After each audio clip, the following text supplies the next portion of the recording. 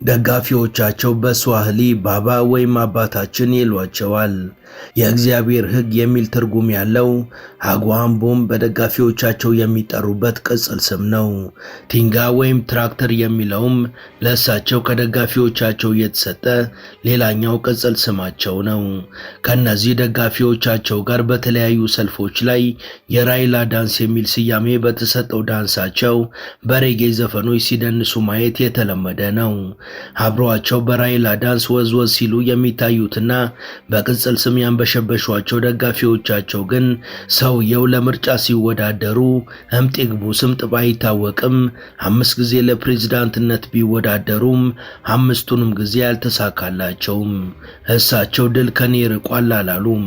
ይልቁንም 5ቱንም ጊዜ ምርጫው ተጭበርብሯል፣ ድምጽ ተሰርቆብኛል በማለት ምርጫው ይደገም ሲሉም ጠይቀዋል።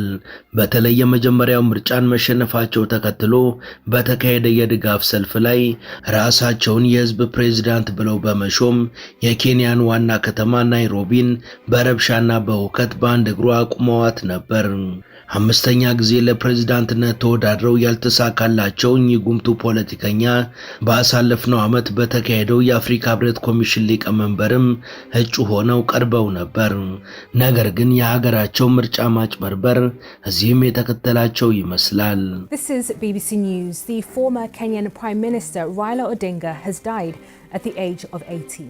He'd been at a traditional Indian medical facility. Fellow Kenyans, our country Kenya is in big trouble.